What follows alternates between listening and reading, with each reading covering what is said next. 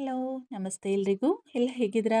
ಚೆನ್ನಾಗಿದ್ದೀರಾ ಅನ್ಕೋತೀನಿ. ನಾನು ಚೆನ್ನಾಗಿದ್ದೀನಿ. ನಾನು ನಿಮ್ಮ ವೀಣಾ ಸುರೇಶ್.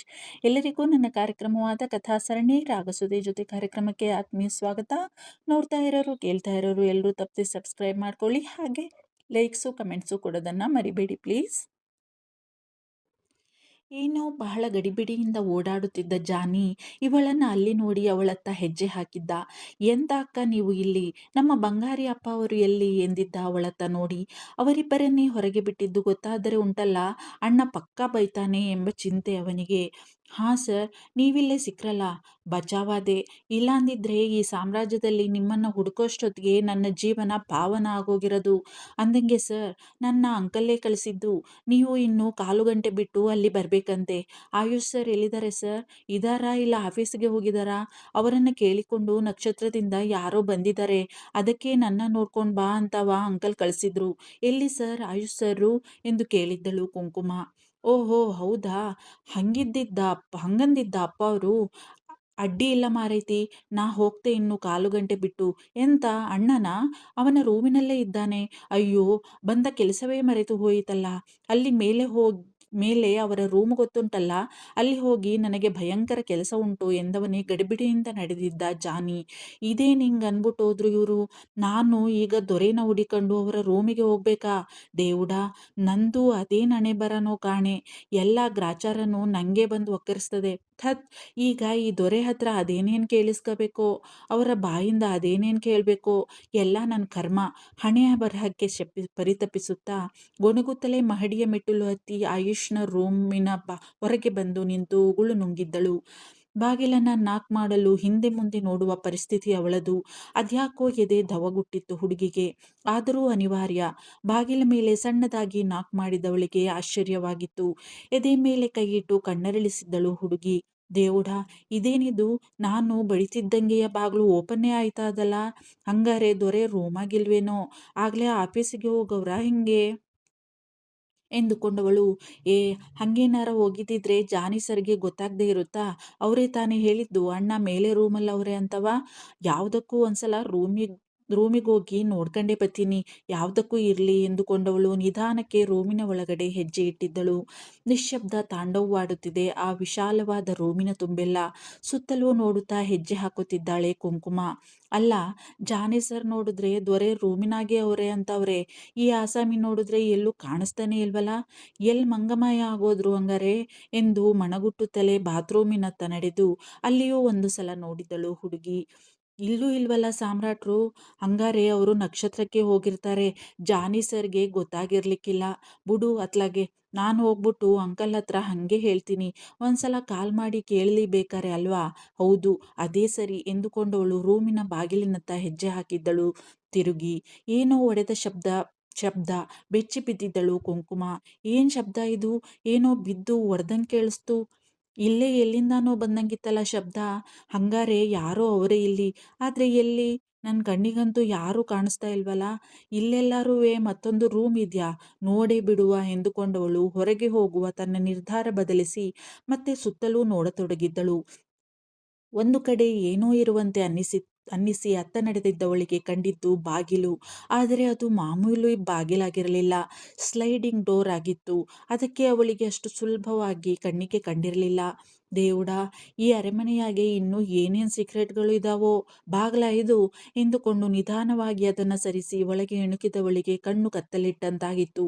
ಒಳಗಿನ ದೃಶ್ಯ ನೋಡಿ ಬೆಚ್ಚಿ ಬಿದ್ದು ತನ್ನನ್ನು ತಾನು ಸಂಭಾಳಿಸಿಕೊಂಡು ಅತ್ತ ಓಡಿದ್ದಳು ಹುಡುಗಿ.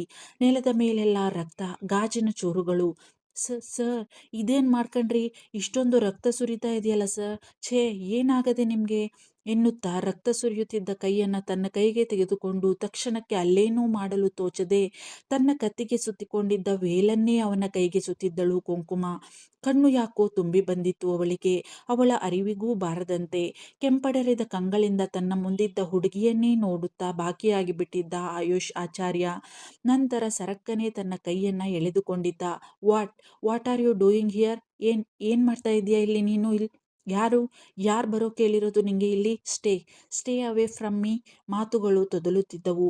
ಮುಂಜಾನೆಯ ಸಮಯದಲ್ಲಿಯೇ ಮನೆಯಲ್ಲಿಯೇ ಇದ್ದ ಬಾರ್ ಸೇರಿಬಿಟ್ಟಿದ್ದ ಆಯುಷ್ ಆಚಾರ್ಯ ಮನಸ್ಸಿನ ತಳಮಳ ತಲ್ಲಣ ತಾಳಲಾರದೆ ನಶೆ ಏರುತ್ತಿದ್ದಂತೆ ತನಗಾದ ಮೋಸ ವಂಚನೆ ಆ ನೀಲಿಮಾಳ ಕಪಟ ನಾಟಕ ಎಲ್ಲವೂ ಒಮ್ಮೆಲೇ ನೆನಪಾಗಿ ಕೋಪದಿಂದ ಕೆಂಡವಾಗಿದ್ದ ಆಯುಷ್ ಕೈಯಲ್ಲಿ ಇರುವ ಗ್ಲಾಸ್ ಪುಡಿ ಪುಡಿಯಾಗಿ ಬಿಟ್ಟಿತ್ತು. ಉಳಿದಿರುವ ಚೂರನ್ನ ತನ್ನ ಎದುರಿಗಿರುವ ಗೋಡೆಗೆ ಎಸೆದಿದ್ದ. ಫಳಾರನೆ ಒಡೆದು ನೆಲದ ಮೇಲೆಲ್ಲ ಗ್ಲಾಸ್ ಹರಡಿಬಿಟ್ಟಿತ್ತು. ಕೈಯೆಲ್ಲ ರಕ್ತ, ನೆಲವೆಲ್ಲ ರಕ್ತದಿಂದ ತೊಯ್ದು ಹೋಗಿತ್ತು. ನಾ ನಾಟಕ, ಎಲ್ಲ ನಾಟಕ ನಿಮ್ಮದು ಅಲ್ವಾ? ಮೋಸ, ಬರೀ ಮೋಸ.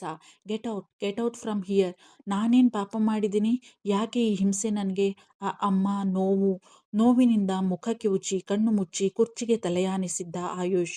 ಅವನ ಜೀವನದ ಬಗ್ಗೆ ಪೂರ್ತಿ ಅಲ್ಲದಿದ್ದರೂ ಅಲ್ಪ ಸ್ವಲ್ಪ ತಿಳಿದಿತ್ತಲ್ಲ ಅವಳಿಗೆ. ಅವನ ಮನಸ್ಸಿನಲ್ಲಿರುವ ನೋವಿನ ಬಗ್ಗೆ ಅರಿವಿತ್ತು ಅವಳಿಗೆ. ಕೆನ್ನೆಗಿಳಿದಿದ್ದ ಕಣ್ಣೀರನ್ನು ಒರೆಸಿಕೊಂಡವಳಿಗೆ ಆಶ್ಚರ್ಯವಾಗಿತ್ತು. ಅರೆ, ಈ ದೊರೆಗೆ ನೋವಾದ್ರೆ ನನ್ನ ಕಣ್ಣಲ್ಲಿ ಯಾಕೆ ನೀರು ಬತ್ತಾದೆ? ನನ್ಗ್ಯಾಕೆ ಇವರ ನೋವನ್ನು ಸಹಿಸಕ್ಕಾಯ್ತಾ ಇಲ್ಲ? దేవుడా, ಏನೂ ಅರ್ಥ ಆಗ್ತಾ ಇಲ್ಲ ನನಗಂತುವೆ ಎಂದು ಪರಿತಪಿಸಿದ್ದಳು ಹುಡುಗಿ ಅವನ ಕಡೆಗೆ ಮಂಜಾದ ಕಂಗಳಿಂದ ನೋಡುತ್ತಾ. ಅವನ ಕೈಗಳತ್ತ ನೋಡಿದವಳಿಗೆ ಗಾಬರಿಯಾಗಿತ್ತು. ಅವಳು ಕಟ್ಟಿದ್ದ ವೇಲ್ ಕೂಡ ರಕ್ತದಿಂದ ಒದ್ದೆಯಾಗಿ ಬಿಟ್ಟಿತ್ತು. ಅಯ್ಯೋ, ಇಷ್ಟೊಂದು ರಕ್ತ ಸುರಿತಾದೆ. ಹೆಂಗಾರ ಮಾಡಿ ಇವರನ್ನ ರೂಮಿಗೆ ಕರ್ಕೊಂಡೋಗಿ ಡ್ರೆಸ್ಸಿಂಗ್ ಮಾಡಲೇಬೇಕು. ಆದರೆ ಹೆಂಗೆ ಎಬ್ಸೋದು ಈ ಮನುಷ್ಯನ್ನ? ಹೆಂಗೆ ಕರ್ಕೊಂಡು ಹೋಗೋದು ಇಲ್ಲಿ ಅಲ್ಲಿಗಂಟವ? ಆದರೆ ಹೋಗಲೇಬೇಕು. ದೃಢನಿಶ್ಚಯ ಮಾಡಿಕೊಂಡವಳು ಅವನತ್ತ ಬಂದಿದ್ದಳು ಕುಂಕುಮ. ಅವನ ಪಕ್ಕ ಸೋಫಾದಲ್ಲಿ ಕುಳಿತವಳು ಅವನನ್ನು ಎಚ್ಚರಿಸುವ ಪ್ರಯತ್ನ ಮಾಡಿದ್ದಳು. ಸರ್, ಸರ್ ಪ್ಲೀಸ್ ಎಚ್ಚರ ಮಾಡ್ಕೊಳ್ಳಿ. ನೋಡಿ, ನಿಮ್ಮ ಕೈಯಿಂದ ತುಂಬ ರಕ್ತ ಸುರಿತಾದೆ. ಅರ್ಜೆಂಟ್ ಅದಕ್ಕೆ ಡ್ರೆಸ್ಸಿಂಗ್ ಮಾಡಬೇಕು. ಎದ್ದೇಳಿ ಸರ್. ಅವನ ಒಂದು ಕೈಯನ್ನು ಹಿಡಿದು ಅವನನ್ನು ತಟ್ಟಿ ಎಚ್ಚರಿಸಲು ನೋಡಿದ್ದಳು ಹುಡುಗಿ. ಎಷ್ಟೋ ಪ್ರಯತ್ನದ ನಂತರ ಅರೆಬರೆ ಕಣ್ಣು ತೆರೆದಿದ್ದ ಆಯುಷ್. ಎದುರಿಗೆ ಕಂಡ ಹುಡುಗಿಯನ್ನ ನೋಡಿ ತಲೆ ಎತ್ತಿದ್ದ ಕಷ್ಟಪಟ್ಟು. ಅವಳನ್ನೇ ಕಷ್ಟಪಟ್ಟು ಕಣ್ಣು ತೆರೆದು ನೋಡಿದವನು ಕಣ್ತುಂಬಿಕೊಂಡಿದ್ದ. ಸರ್ರನೆ ಅವಳತ್ತ ತಿರುಗಿ ಅವಳ ಭುಜವನ್ನ ಹಿಡಿದಿದ್ದ ಅದೇ ಗಾಯವಾದ ಕೈಯಿಂದಲೇ, ಏಯ್ ಹುಡುಗಿ, ಯಾಕೆ ಯಾಕೆ ಬಂದೆ ನೀನು ನನ್ನ ಕಣ್ಮುಂದೆ? ನನಗೆ ನಿನ್ನ ನೋಡಿದ್ರೆ ಅವಳು ಮೋಸ. ಛೇ, ನೀನು ನನ್ನ ನನ್ನ ಮನಸ್ಸನ್ನ ನನಗೆ ಯಾಕೆ ಇಷ್ಟು ಯಾತನೆ ಕೊಡ್ತಿದೀಯಾ? ಯಾಕೆ ಇಷ್ಟು ಹಿಂಸೆ ಮಾಡ್ತಾ ಇದೀಯಾ? ಹೇಳು, ಯಾಕೆ ಬಂದೆ ನೀನು ಎಂದವನೇ ಸಣ್ಣಗೆ ಬಿಕ್ಕಿದ್ದ. ಆಯುಷ್ ತಲೆ ತಗ್ಗಿಸಿ ಅಯೋಮಯಳಾಗಿ ಅವನತ್ತ ನೋಡುತ್ತಾ ಬಾಕಿಯಾಗಿ ಬಿಟ್ಟಿದ್ದಳು ಆಶ್ಚರ್ಯದಿಂದ. ನೋವು ಕೂಡ ಆಗಿತ್ತು ಹುಡುಗಿಗೆ. ಇದೇನು ನಾನು ನೋಡ್ತಿರೋದು? ಸಾಮ್ರಾಟರು ಅಳ್ತಾವ್ರ? ಆದರೆ ಇವರು ಅತ್ರೆ ಯಾಕೋ ನನಗೆ ಸಹಿಸಕ್ಕಾಗಲ್ಲ. ವಿಪರೀತ ನೋವಾಯ್ತಾ ಇದೆ ನನಗೆ ಯಾಕೋ ಎಂದುಕೊಂಡು ತಾನೂ ಕಣ್ತುಂಬಿಕೊಂಡಿತ್ತು ಹುಡುಗಿ. ಆದರೆ ಕರ್ತವ್ಯ ಅವಳನ್ನ ಎಚ್ಚರಿಸಿತ್ತು. ಸರ್ರನೆ ಕಣ್ಣೀರು ಒರೆಸಿಕೊಂಡವಳು. ಸರ್, ನಿಮಗೆ ನಾನು ಅಂದರೆ ಇಷ್ಟ ಇಲ್ಲ ಅಲ್ವಾ? ನನ್ನ ಕಂಡ್ರೆ ನಿಮಗೆ ಕೋಪ ದ್ವೇಷ ಎಲ್ಲ ಅದೇ ಅಲ್ವಾ? ನಾನು ನಿಮ್ಮ ಕಣ್ಮುಂದೆ ಬರೋದು ನಿಮಗೆ ಇಷ್ಟ ಇಲ್ಲ ಅಲ್ವಾ? ಸರಿ, ನಾನು ನಿಮ್ಮ ಕಣ್ಮುಂದಿನಿಂದ ಹೋಗ್ತೀನಿ. ಆದರೆ ಮೊದಲು ಇಲ್ಲಿಂದ ಹೇಳಿ ಸರ್. ನೀವು ನೋಡಿ, ನಿಮ್ಮ ಕೈಯಿಂದ ಹೇಗೆ ರಕ್ತ ಸುರಿತಿದೆ. ರೂಮಿಗೆ ನಡೀರಿ ಸರ್, ಡ್ರೆಸ್ಸಿಂಗ್ ಮಾಡ್ತೀನಿ ಪ್ಲೀಸ್ ಸರ್. ಅವನನ್ನು ಏಳಿಸಲು ತಾನೂ ಎದ್ದು ಅವನ ಕೈಯನ್ನ ತನ್ನ ಹೆಗಲ ಮೇಲೆ ಹಾಕಿಕೊಂಡಿದ್ದಳು ಕುಂಕುಮ. ತನ್ನ ಮುಖದ ಸಮೀಪವಿದ್ದ ಅವಳ ಮುಗ್ದು ಮುಖವನ್ನ ಅರೆತೆರೆದ ಕಂಗಳಿಂದಲೇ ತನ್ಮಯತೆಯಿಂದ ನೋಡುತ್ತಾ ಬಾಕಿಯಾಗಿ ಬಿಟ್ಟಿದ್ದ ಆಯುಷ್. ಅತಿ ಹತ್ತಿರದಲ್ಲಿದೆ ಮುದ್ದಾದ ಹುಡುಗಿಯ ಮುದ್ದು ಮುಖ. ಮೊದಲೇ ನಶೆಯಲ್ಲಿ ಇದ್ದವನಿಗೆ ಇರುವ ನಶೆಯ ಜೊತೆಗೆ ಇವಳ ನಶೆಯೂ ಸೇರಿ ಮತ್ತು ಏರಿದಂತಾಗಿತ್ತು. ಅವಳ ಪ್ರತಿ ಮಾತನ್ನು ಒಂದೂ ವಿರೋಧವಿಲ್ಲದೆ ಕೇಳುತ್ತಿದ್ದ ಅವಳನ್ನೇ ಮತ್ತೆ ತುಂಬಿದ ಕಂಗಳಿಂದ ತನ್ಮಯನಾಗಿ ನೋಡುತ್ತಾ ಆಯುಷ್ ಆಚಾರ್ಯ. ಅವನ ನೋಟ ತನ್ನ ಮೇಲಿರುವ ಅರಿವಿದೆ ಅವಳಿಗೆ. ಹೃದಯ ಒಮ್ಮೆ ಹಿತವಾಗಿ ನಡುಗಿದರೂ ಅದರ ಬಗ್ಗೆ ಲಕ್ಷ್ಯ ಹಾಕಲಿಲ್ಲ ಹುಡುಗಿ. ಅವಳ ಗಮನ ಏನಿದ್ದರೂ ಅವನನ್ನ ಅಲ್ಲಿಂದ ಹೇಗಾದರೂ ಮಾಡಿ ರೂಮಿಗೆ ಕರೆದುಕೊಂಡು ಹೋಗುವ ಕಡೆಗಿತ್ತು. ಅವನತ್ತ ನೋಡುವ ತಪ್ಪು ಮಾಡದೆ ಅವನನ್ನ ಎಬ್ಬಿಸಲು ನೋಡಿದಳು ಕುಂಕುಮ. 6 ಅಡಿಯ ಅಜಾನುಬಾಹು ಅವನು.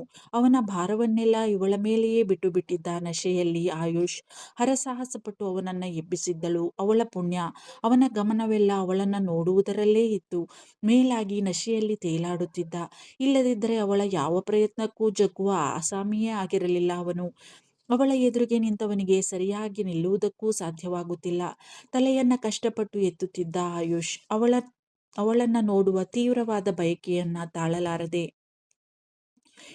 ಏಯ್ ಹುಡುಗಿ, ನೀನು ನನಗೆ ತುಂಬ ಅಂದರೆ ತುಂಬ ಮನಸ್ಸಿಗೆ ನೋವು ಮಾಡ್ತಾ ಇದೀಯಾ ಕಣೆ.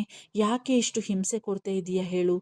ನನ್ನಿಂದ ಸಹಿಸೋಕ್ಕಾಗಲ್ಲ ಈ ಯಾತನೆನ. ಪ್ಲೀಸ್ ಪ್ಲೀಸ್ ಏನಾದರೂ ಮಾಡು.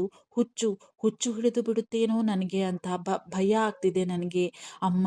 ಅವಳ ಹೆಗಲ ಮೇಲಿಂದ ತನ್ನ ಕೈ ತೆಗೆದು ತಲೆ ಒತ್ತಿಕೊಂಡಿದ್ದ ಆಯುಷ್ ಆಚಾರ್ಯ ತೂರಾಡುತ್ತಲೇ ಮೊದಲೇ ರಕ್ತದಿಂದ ತೊಯ್ದು ಹೋಗಿದ್ದ ಕೈಯನ್ನ ಹಣೆಯ ಮೇಲೆ ಇಟ್ಟುಕೊಂಡಿದ್ದರಿಂದ ಹಣೆಯೆಲ್ಲ ರಕ್ತಮಯವಾಗಿತ್ತು ಅವನದು. ಗಾಬರಿಯಿಂದ ಅವನತ್ತ ನೋಡಿದವಳು ತೂರಾಡುತ್ತಿದ್ದವನನ್ನ ಗಟ್ಟಿಯಾಗಿ ಹಿಡಿದು ನಿಲ್ಲಿಸಿದ್ದಳು ಕುಂಕುಮ.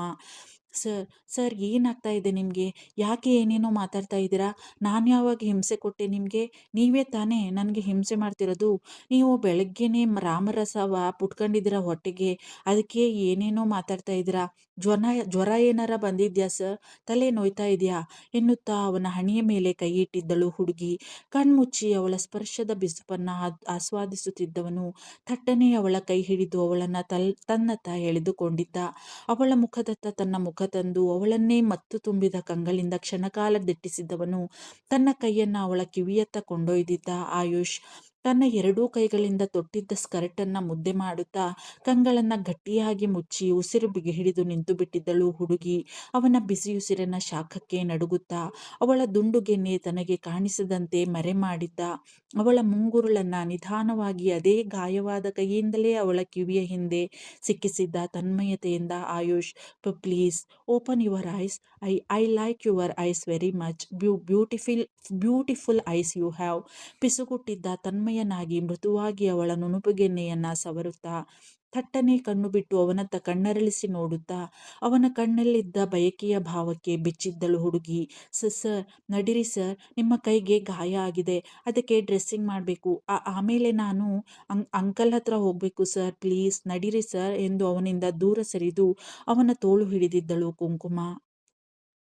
ನಿಂತಲ್ಲಿಯೇ ತಲೆಯಾಡಿಸಿ ತೂರಾಡಿ ಮತ್ತೆ ಅವಳ ಭುಜ ಹಿಡಿದು ಸಂಭಾಳಿಸಿಕೊಂಡಿದ್ದ Ayush Acharya. Why why are you doing like this ಹಾಂ? ಯಾಕೆ ನನ್ನ ಅವಾಯ್ಡ್ ಮಾಡ್ತಾ ಇದೆಯಾ ಹಾಂ? Oh, I know your game. ನನಗೆ ಗೊತ್ತು ನಿಮ್ಮಂಥವ್ರ ಬುದ್ಧಿ. ಮೋಸ, ಬರೀ ಮೋಸಗಾರರು ನೀವೆಲ್ಲ. Bloody go to hell. ಬೇಡ, ಯಾರು ಬೇಡ ನನಗೆ. ಹೀಗೆ ಏನೇನೋ ಗೊಣಗುತ್ತಲೇ ಅವಳ ಜೊತೆ ಹೆಜ್ಜೆ ಹಾಕುತ್ತಿದ್ದ ರೂಮಿನ ಕಡೆಗೆ ಆಯುಷ್. ಕಷ್ಟಪಟ್ಟು ಅವನನ್ನ ರೂಮಿಗೆ ಕರೆದುಕೊಂಡು ಬರುತ್ತಿದ್ದಾಳೆ ಕುಂಕುಮ. ಅವನ ತಲೆ ಬುಡವಿಲ್ಲದ ಮಾತುಗಳಿಗೆ ಏನು ಹೇಳಬೇಕು, ಏನು ಮಾಡಬೇಕು ಎಂದೇ ತೋಚುತ್ತಿಲ್ಲ ಅವಳಿಗೆ. ಏನ್ ಹಿಂಗೆಲ್ಲ ಮಾತಾಡ್ತಾವ್ರೆ ಈ ದೊರೆ? ನನ್ನ ಯಾರು ಅನ್ಕೊಂಡು ಹಿಂಗೆಲ್ಲ ಅಂತ ಅವರು? ಯಾರು ಮೋಸ ಮಾಡವ್ರೆ ಇವರಿಗೆ? ಹಂಗಾರೆ ಇವರ ಹೆಂಡತಿ ಇವರಿಗೆ ಮೋಸ ಮಾಡ್ಬಿಟ್ಟು ಮಗುನೂವೇ ಬಿಟ್ಬಿಟ್ಟು ಹೊಂಟೋಗವಳ ಹೆಂಗೆ? ಅವನ ಮುಖವನ್ನೇ ತಲೆ ಎತ್ತಿ ಅನುಕಂಪದಿಂದ ನೋಡಿದ್ದಳು ಹುಡುಗಿ. ಅಯ್ಯೋ ಎನಿಸಿತ್ತು ಅವಳಿಗೆ ಅವನ ಸ್ಥಿತಿಯನ್ನ ನೋಡಿ. ಪಾಪ, ಸಾಮ್ರಾಟರಿಗೆ ಎಲ್ಲವೂ ಇವೆ. ಆಸ್ತಿ, ಅಂತಸ್ತು, ರೂಪ, ವಿದ್ಯೆ, ಹೆಸರು, ಅರಮನೆಯಂಥ ಮನೆ, ಎಲ್ಲವೂ ಇವೆ. ಆದರೆ ಜೀವನದಲ್ಲಿ ನೆಮ್ಮದಿ, ಸಂತೋಷ, ಅದೇ ಇಲ್ಲ ಇವರಿಗೆ. ಇವರ ನೋವನ್ನ ಯಾರಲ್ಲೂ ಹೇಳಿಕೊಳ್ಳುವರಲ್ಲ ಅನ್ನಿಸ್ತದೆ. ಅಷ್ಟಕ್ಕೂ ಯಾರಲ್ಲಿ ಹೇಳ್ಕೊತಾರೆ? ಅಂಕಲ್ ಪಾಪ, ಅವರ ನೋವೇ ಅವರಿಗೆ ಹೆಚ್ಚಾಗದೆ ಆದ್ರೂ ಮಗನ ನೋವು ಇವರು ಹೇಳದೆ ಗೊತ್ತಾಗುತ್ತೆ ಅವರಿಗೆ. ಹಂಗಂತ ಇವರೇ ಹೇಳಕ್ಕಾದದ? ಮನ್ಸಾದ್ರೂ ಬಂದಾದ ಆ ಮನುಷ್ಯನ ಹತ್ರಕ್ಕೆ ಹೋಗಿ ಅಳಕ್ಕೆ?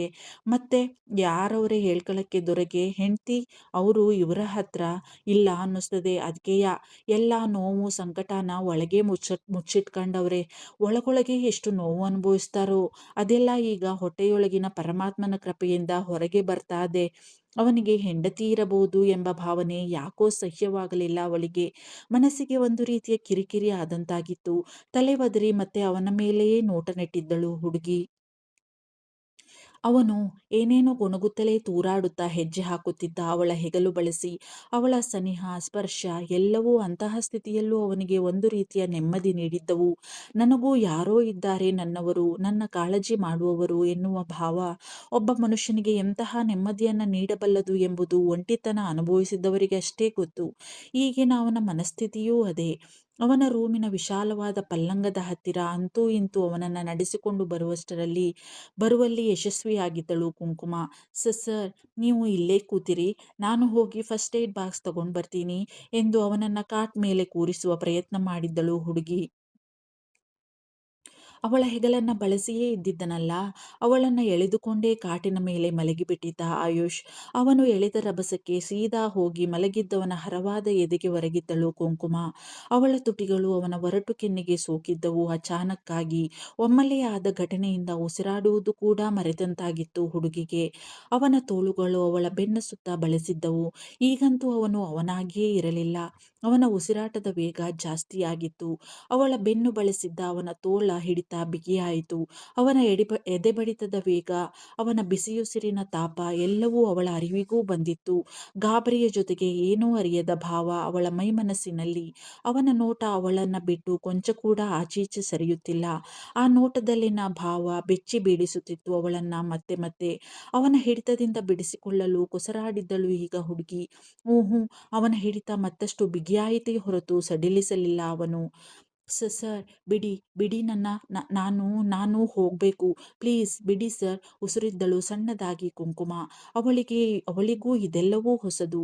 ಅವನ ಹರವಾದ ಎದೆಯಲ್ಲಿ ತಲೆಯಿಟ್ಟು, ಅವನ ಬಿಗಿಯಾದ ಅಪ್ಪುಗೆಯಲ್ಲಿ ಹುದುಗಿ, ತನ್ನೆಲ್ಲ ನೋವುಗಳನ್ನ ಮರೆಯಬೇಕೆಂಬ ಭಾವ ಮೂಡುತ್ತಿತ್ತು ಅವಳ ಮನಸ್ಸಿನಲ್ಲಿ. ಆದರೆ ಬುದ್ಧಿ ಎಚ್ಚರಿಸುತ್ತಿತ್ತು ಅವಳನ್ನ. ದೊರೆ ನಶೆಯಲ್ಲಿದ್ದಾರೆ. ನಿನ್ನನ್ನ ನೀನು ಎಂದು ತಿಳಿದಿಲ್ಲ ಅವರು. ಬೇರೆ ಯಾರೋ ಎಂದುಕೊಂಡು ಈ ರೀತಿ ಮಾತಾಡ್ತಾ ಇದ್ದಾರೆ. ಬೇಡ, ಇಲ್ಲಿಂದ ಮೊದಲು ಹೊರಡು ಎಂದು. ಬುದ್ಧಿಮಾತಿಗೆ ಓಗೊಟ್ಟು ಮನಸ್ಸಿಲ್ಲದ ಮನಸ್ಸಿನಿಂದ ಅವನಿಂದಲೇ ದೂರ ಹೋಗಲು ನೋಡಿದ್ದಳು ಹುಡುಗಿ. No no, please please don't leave me please. ಅವಳ ಬೆನ್ನಿನ ಮೇಲೆ ತನ್ನ ತೋಳಿನ ಹಿಡಿತವನ್ನ ಮತ್ತಷ್ಟು ಬಿಗಿ ಮಾಡಿ ತನ್ನೆದೆಗೆ ಅವಳನ್ನ ಒತ್ತಿಕೊಂಡಿದ್ದ ಆಯುಷ್ ಆಚಾರ್ಯ. ಅವಳ ಮುಖ ತನ್ನ ಮುಖದ ಸಮೀಪ ಬರುವಷ್ಟು ಅವಳನ್ನು ಬರಸೆಳೆದು ಬಿಟ್ಟಿದ್ದ ಬಲವಾಗಿ. ಕಣ್ಣು ಬಿಟ್ಟಿದ್ದಳು ಹುಡುಗಿ, ಕಂಪಿಸುತ್ತಾ ಅವನ ಈ ಪರಿಯ ಬೇಡಿಕೆಗೆ, ವರ್ತನೆಗೆ. ಏನು, ಎತ್ತ, ಯಾಕೆ ಎಂದು ಒಂದೂ ತಿಳಿಯದ ಅಯೋಮಯ ಸ್ಥಿತಿಯಲ್ಲಿದ್ದಳು ಅವಳು. You you know, you have beautiful eyes. I like your eyes. ಕಾಡಿಗೆ ಹಾಕ್ತೀಯ ಕಣ್ಣಿಗೆ? It looks so beautiful. ಸಣ್ಣದಾಗಿ ಉಸಿರಿದ್ದ ಮೋಹಕವಾಗಿ, ಜೋರಾಗಿ ಉಸಿರಾಡುತ್ತಲೇ ಆಯುಷ್ ಆಚಾರ್ಯ. ಅವಳ ಎರಡೂ ಕಂಗಳ ಮೇಲೆ ತುಟಿಯೂರಿದ್ದ ಮೃದುವಾಗಿ. ನಿಧಾನವಾಗಿ ಅವಳ ಬೆನ್ನಿನ ಮೇಲಿಂದ ತನ್ನ ತೋಳಬಂಧನವನ್ನ ಸಡಿಲಿಸಿ, ಕೈಯನ್ನ ಅವಳ ಮುಖದ ಹತ್ತಿರ ತಂದು ಅವಳ ಹಾಲುಗೆನ್ನೆಗಳನ್ನ ಬಹಳ ಆಸ್ಥೆಯಿಂದ ಸವರಿದ್ದ. ಬ್ಯೂಟಿಫುಲ್ ಎಂದಿದ್ದ. ಹಾಗೆಯೇ ಅವಳ ಹಿಂದಲೆಗೆ ಕೈ ಹಾಕಿ ಅವಳ ಮುದ್ದು ಮುಖವನ್ನ ತನ್ನತ್ತ ಸೆಳೆದು ಎರಡೂ ಕೆನ್ನೆಗಳನ್ನ ಬಿಡಿ ಬಿಡಿಯಾಗಿ ಮುದ್ದಿಸಿದ್ದ.